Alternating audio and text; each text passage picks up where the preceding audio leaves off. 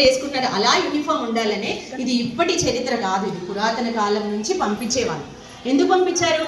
గురుకులం అంటే ఒక రకమైన హాస్టల్. అతనికి 12 సంవత్సరాలు, దాదాపు 12-13 సంవత్సరాలు అతను విలువిద్య, కత్తి విద్య, గుర్రపు స్వారీ అవన్నీ నేర్చుకున్న తర్వాతనే ఇంటికి రావాలి. వాళ్ళకి డబ్బులు లేక పంపలేదు, అన్ని విద్యలు రావాలని పంపారు. ఇప్పుడు కూడా మీరు కూడా అన్ని విద్యలు నేర్చుకోవడానికే ఇక్కడ స్కూల్కి వస్తున్నారు.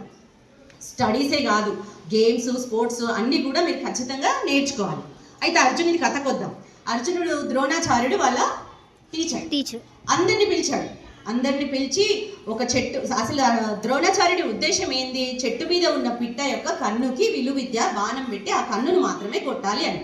అయితే అందరిని పిలిచాడు. ఫస్ట్ ఎవరు? ధర్మరాజుని పిలిచాడు. తను ఏముందంటే ధర్మరాజు కదా అన్నీ చెప్పాడు. ఒక చెట్టు ఉంది, ఒక ఆకు ఉంది, దాని మీద పిట్టు ఉంది, దాని మీద అదంతా చెప్పాడు. అవన్నీ కనిపిస్తున్నాయని చెప్పాడు. తర్వాత భీముడు వచ్చాడు. భీముడు ఏంటి?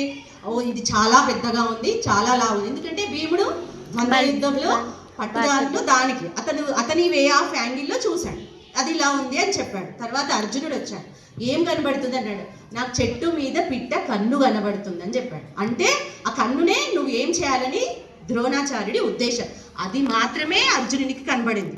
అందరినీ అందరినీ బాణాలు సంధించమని అంటే అందట్లో అర్జునుడు మాత్రమే అది గురిపెట్టి చక్కగా ఖచ్చితంగా సాధించాలి. అంటే మీరు ఎంత ఫోకస్డ్గా ఉండాలి, ఆ ఒక్కటే మనకు కనబడాలి, మిగతా అన్నీ మనకు కనబడద్దు. మా ఇంట్లో అన్నం లేదు, వాళ్ళైతే మంచిగా టిఫిన్ రోజు చేస్తున్నారు, మనకైతే అమ్మ అన్నమే పెడుతుంది. మీకు తెలుసా, మేము రోజు రాత్రి అన్నం పోపేస్తే, తెలుసుగా పోపంటే పోపన్నం వేస్తే అది తీసుకెళ్ళేవాళ్ళం. ఒక్కొక్క రోజు అది కూడా ఉండేది కాదు. అలా అని మొత్తం ఏం పస్తులుండి మా నాన్న వాళ్ళు పెంచలేదు, కానీ ఒక్కొక్క రోజు అంత సాధారణ కుటుంబంలో పెరిగాము. అలా అని హైఫై కాదు, అలా అని లో కాదు. ఒక్కొక్క రోజు అందరి ఇళ్లలో జరిగే విషయాలే ఇవి. అలా అందుకని ఇప్పుడు ఈ టైంలో మీకు ఇంకొక ఇంపార్టెంట్ చేంజ్ ఏంటి, మీరు ఎంత ఫోకస్డ్గా ఉండాలనే దానికి ఈ అర్జునుడి కథను మీరు దృష్టిలో పెట్టుకోవాలి. పక్క డీవియేషన్స్, ఆ అమ్మాయి అలా ఉంది, ఈ అమ్మాయి ఇలా ఉంది, తను అలా అన్నది, సార్ నన్ను ఇలా అన్నారు, టీచర్ ఇలా కోపం చేసింది, అవేం పట్టించుకోవద్దు. మీరు ఏదనుకుంటున్నారో అదే దృష్టిలో పెట్టుకొని దాని పరంగానే మీరు చదువుకోవాలి. ఇంకొకటి, మీరు అందరు గర్ల్స్ స్టూడెంట్స్ కాబట్టి ఇప్పుడు వచ్చే ఇంపార్టెంట్ చేంజ్ మెనార్కే అంటే starting of the menstrual cycle. ఈ సైకిల్స్ వస్తున్నాయి, అరే మెనార్కే వచ్చింది, ఎలానో ఏంటో, ఇది ఎవరికైనా చెప్పొచ్చో చెప్పకూడదో అలా అని మీరు అనుకోకూడదు. మీకు మెన్స్ట్రుయేషన్ గురించి ఏ ప్రాబ్లమ్స్ ఉన్నా మీరు you should feel free to contact with your parents, teachers or elders. ఎవరితో అయినా మీరు అన్నీ షేర్ చేసుకోవచ్చు. అయితే మెన్స్ట్రువల్ సైకిల్స్ గురించి, మెన్స్ట్రువల్ హైజీన్ గురించి కొంచెం చెప్దాం అనుకుంటున్నాను. మెన్స్ట్రువల్ సైకిల్స్ ఎలా ఉంటాయి? సైకిల్ అంటేనే cycle in the sense it is revealing that it comes in a cyclical pattern. Every 28 డేస్కి మనకు ఒక సైకిల్ ఉండాలి. అలా 28 డేస్ ఖచ్చితంగా ఉండకపోయినా +or-1 week is also okay. 28 - 1 week 21 + 1 week 35. 21 to 35 days cycle is normal. కానీ ఇనీషియల్ స్టేజెస్లో, అంటే ఇప్పుడు మనం సైకిల్ అయితే స్టార్టింగ్లో తొక్కుతుంటే పడిపోయి లేసి ఎలా తర్వాత స్ట్రేట్గా వెళ్తామో, అలానే ఈ సైకిల్స్, మెన్స్ట్రువల్ సైకిల్స్ కూడా స్టార్ట్ అయ్యేటప్పుడు ఇనీషియల్గా కొంచెం ఇర్రెగ్యులర్గా ఉంటాయి. చాలా ఇర్రెగ్యులర్గా ఒక 1-2 ఇయర్స్. ఎంతవరకు ఇవి ఇర్రెగ్యులర్? మనం ఇర్రెగ్యులర్ అంటే ఎంతవరకు నార్మల్గా తీసుకోవాలి? 1 to 2 ఇయర్స్ నార్మల్. ఆ 1 to 2 ఇయర్స్ తర్వాత కూడా ఇర్రెగ్యులర్గా ఉంటుంటే మీరు ఇంకా డాక్టర్ని కన్సల్ట్ చేయడం కానీ అవి చెప్పాలి. And you should bleed in a way like you should not see big clouds. It should be like small clouds. It should be in a watery form. And you have to wash your hands before and after changing the sanitary pad. What sanitary pads you have to use? Should not use the pads which are made up of plastics. And you immediately after using them, you have to wrap in the paper and then dispose safely in a dustbin. Then don't forget to wash your hands even before and after. Otherwise you will have some genital infections and all. ఇంకోటి, every సైకిల్లో మనకు ఎంత blood loss అవుతుంది?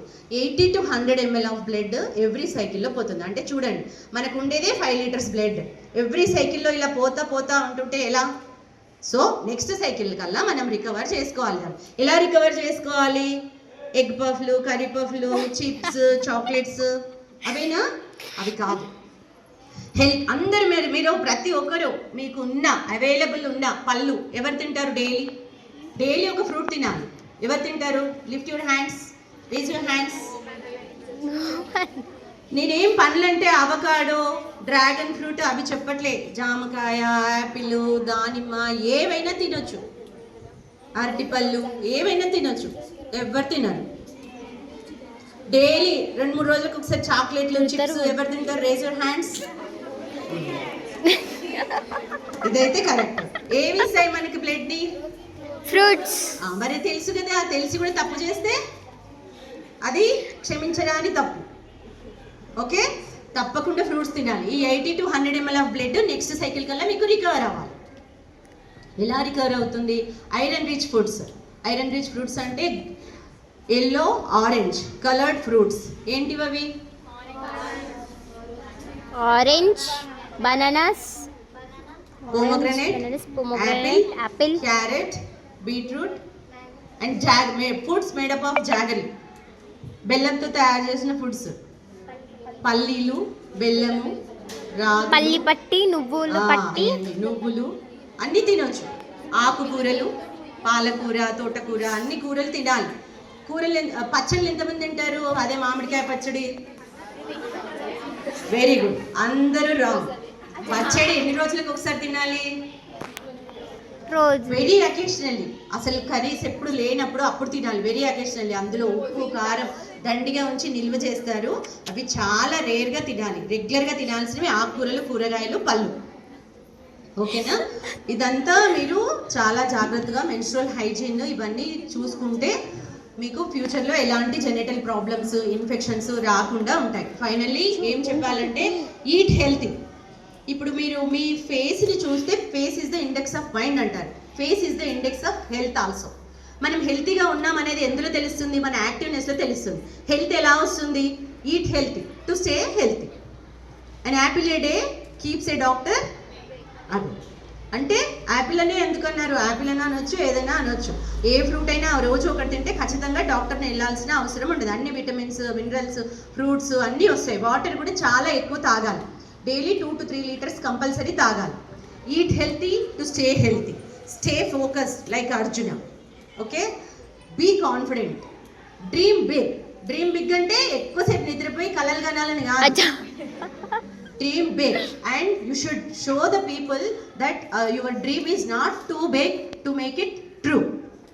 Okay, and success doesn't come from where you have come. It doesn't depends on where you have come from. It depends on where you are determined to go. And learning is a lifelong curve. అంటే నేర్చుకోవడం అనేది జీవితాంతం జరగవలసింది. It should be learning when it stops. We should learn till we breathe our last breath. అంటే చివరి వరకు సాధించడానికి try చేస్తూనే ఉండాలి. చిన్నప్పుడు లేనిది పెద్దగైనాక ఏమొస్తుంది అనడానికి ఏం లేదు. ఇప్పుడు KFC అట్లాంటి కొన్ని ఉంటాయి. అంటే ఇప్పుడు మెక్డొనాల్డ్స్, బర్గర్లు అవి తెలుసు కదా. KFC దాని అధినేత దాన్ని స్టార్ట్ చేసిందే 70 yearsలో, 65 yearsలో. ఇప్పుడు ఎంత హై బిజినెస్ అది. అలా అంటే మనం ఏదైనా సాధించాలంటే కంపల్సరీ దానికి ఫోకస్డ్గా, కాన్ఫిడెంట్గా ఉంటూ దాని గురించి సాధించాలి. ఇంతవరకు చాలా, లేకపోతే నా గురించి ఇంకేమైనా చెప్పాలా? చిన్నప్పటి నుంచి చెప్పాలా? సరే, నేను ఒక సాధారణ కుటుంబంలో పుట్టాను. అమ్మ, నాన్న, నానమ్మ, తాతయ్య, మేము 5 అమ్మాయిలు. ఇది మా ఫ్యామిలీ.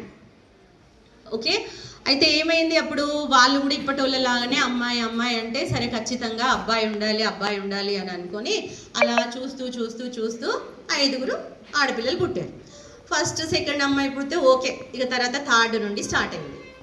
అమ్మాయి పుట్టడం, బంధువులు రావడం, శోకాలు పెట్టడం, వెళ్ళడం. అలా థర్డ్ అయిపోయింది, ఫోర్త్ అయిపోయింది, ఫిఫ్త్ అయిపోయింది. ఇక అందరూ ఆడపిల్లలు పుట్టారు. ఇక నాన్న వాళ్ళు కూడా సరే ఇంకా సరిపోతుంది అనుకున్నాం. మా నాన్న వాళ్ళు 3 అబ్బాయిలు. పెద్ద అబ్బాయి, చిన్న అబ్బాయి సపరేట్గా ఉంటారు నాన్నతో. మా నాన్న మిడిల్. మా నాన్నకి పాపం 5 అమ్మాయిలు, 5 అక్క చెల్లెళ్ళు. అంటే మా మేనత్తలు 5, మేము 5. మా తాత, నాన్నమ్మ ఎంతమంది? అందరూ ఏమంటారు వచ్చి, మేనత్తలు సాలే పడింది, అందుకే 5 అమ్మాయిలు పుట్టారు, 5 అమ్మాయిలు పుట్టారు. ఇంకా అంతే, ఆ గంట మోగుతూనే ఉంటుంది చెవులో నాకు. 5 ఇలా, 5 ఇలా, 5. ఇక గంటలు నేను ఏం చేశాను? అవి మోగినప్పుడల్లా నాకు పట్టుదల పెరిగేది. ఏదో సాధించి ఖచ్చితంగా అందరికీ చూపియాలి, వాళ్ళ కోసం అని అనుకునేదాన్ని నేను. ఇప్పుడు అర్థమైంది ఇది వాళ్ళ కోసం కాదు, నా కోసం అని. అంటే ఫస్ట్ మన కోసమే చదవాలి, కానీ ఎవరైనా అంటే మనలో కసి పెరుగుతుంది. ఆ గంటలే నాకు కసిగా అయిపోయి ఎప్పుడు ఇంకా ఏదో సాధించాలని నాకు ఊహ తెలిసేటప్పటికి నాకు 4th క్లాస్. అప్పటి వరకు ఏదో చదివేసినా అయిపోయింది. మీ సార్ ప్రదీప్ సారా, ఇంకో సార్ వాళ్ళందరూ కూడా నా క్లాస్, ఇప్పుడు చింతన తులసిదాస్ సార్, వీళ్ళంతా నా క్లాస్మేట్సే. 5th క్లాస్లో నేను తులసిదాస్ సార్ క్లాస్మేట్స్. నేను తులసిదాస్ సార్, ఇంకొక అబ్బాయి